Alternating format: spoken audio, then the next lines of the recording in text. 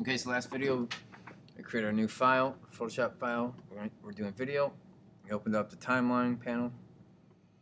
We added a background texture for that first video group. We added a new video group and added that sequence of stills and videos for that video group. And we changed the duration of some of the stills.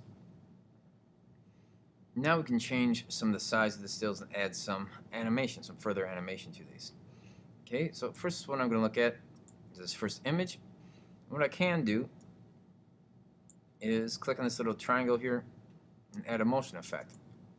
I could say pan, zoom, rotate, rotate and zoom, whatever. I'm going to say pan and zoom for this one. I can change the angle, and I click to resize to fill the canvas. I can hit enter. Okay, so now when I come across here, I see instead of just a still image, it's going to zoom in closer on that image and pan and move from one side of the frame to the other side of the frame. I can always come back later if I want and take off resize to fill canvas or resize it manually. Okay, so now this one here, I can do the same thing. Click on here. I don't have to add a motion, but if I want to, for this one I'm going to do a zoom and resize to fill canvas.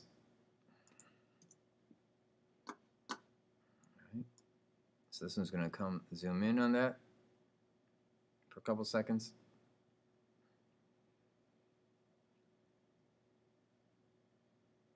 Oh, maybe I don't want to fill the canvas. Maybe that feels like I'm zoomed in too much, so I can undo that. Command Z. Command Z.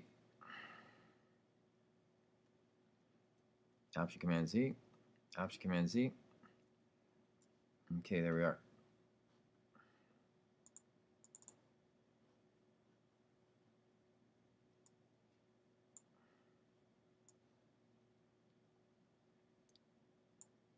So I'm back to where I was without any animation on those. So that was animation with filling the screen or the canvas. I can also add it, pan and zoom, without resizing it to fill the screen. Alright, so this gives a little bit of motion on there. Same with this one. I could just zoom if I wanted to and take off resizes to fill the canvas. Hit enter. So there's some motion around there. And those are some preset motions. Let's see how we can do some of these motions ourselves. So just past the video, let me go to these other still images. I could open up this video group, click on this element, this section, that image, and for the position, I could activate the position. I could scroll towards the end of that frame, of that section of that image, and I can click and move this image somewhere else. Okay, so that gives me that animation right across for there.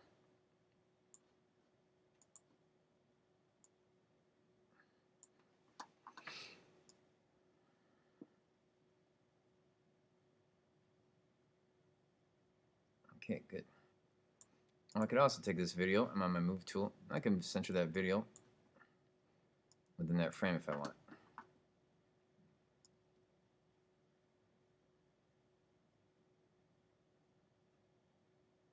There we go. And click on my next one here. And this one, and click on that little triangle, and I'm going to say zoom and resize to fill canvas. Enter.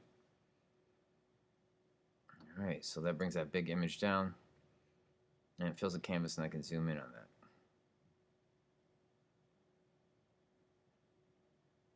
Go to my next one here. It's a video, I'm not going to mess with that one.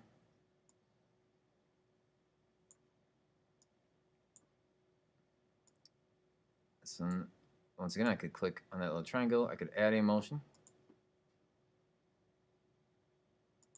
pan, or I could manually add an animation. And this one, I do not want to resize the fill canvas. It's entirely up to you. So this one just has a little bit of a pan. And then this last one, I'm going to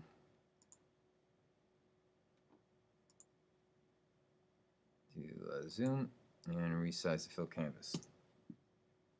Here we are. And then the last few seconds is just that background. So once again, I can have some of these preset animations, or custom animations where I click and animate my object myself. We'll also do that with some text. Okay, those are some simple animations. And we can also do transitions. Alright, so I have two images next to each other. And I can choose from some transitions by clicking on this little transition icon. There's a few different ones here. Fade, crossfade, fade with black, fade with white, fade with color. I'm going to do a fade. I'm bringing on this one. Okay, so this way it's here for about a second, then it fades out to nothing. And I'm going to add a fade in on this side. That image. So that one, this one fades out, next one fades in. Now I can also click down here and change that duration. The duration of that fade in or fade out. So it's not quite as long. There we go. Well, I'm going to add that fade in this one also.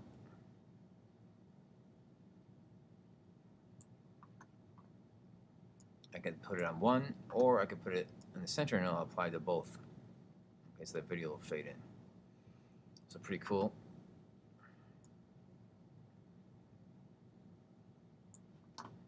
I could also experiment with some of these other ones. Fade with white, fade with black. I'll try fade with black on this one. And click and drag it out here and apply it to both of them.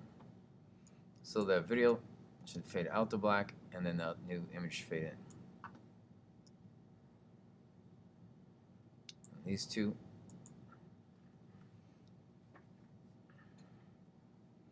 I'm going to do a fade and bring it across both of them. Shorten it a little bit.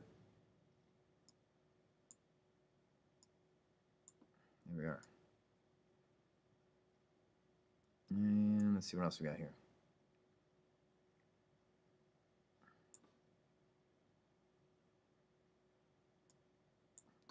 Now between this still image here and that video,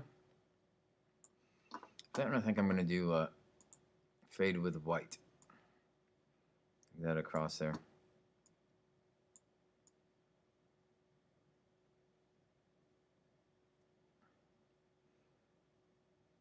I'll do the same at this end. Just showing you a couple different ones. You may like some, you may not like some.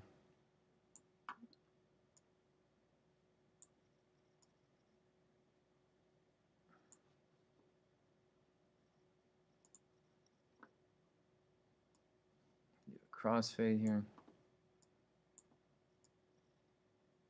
And then finally I'm going to do a fade to, just a fade on this, the end of this one. I can look closer and change the duration of these fades.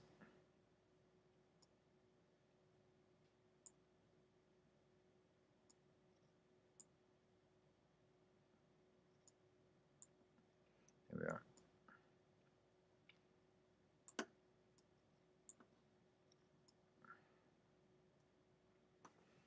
I'm going to do a fade in. I missed one here. I'm going to do a fade in for this one. And then shorten that a little bit. It's not quite so long in duration. And there we are. So now when I play my video,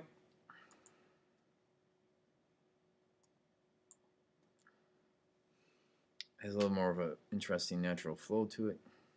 Some animations, some fade-ins, fade-outs, and such. This adds a little more interest to it.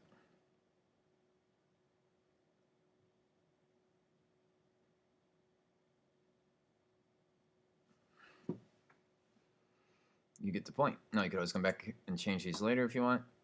And you don't necessarily have to use a bunch of these fades, fade-ins or fade-outs or crossfades, but I encourage you to experiment with some of those. Alright, so I resized my images, added some simple animations, and then saw how we could do some transitions. We'll come back in our next video, we'll do some layer effects and add some text.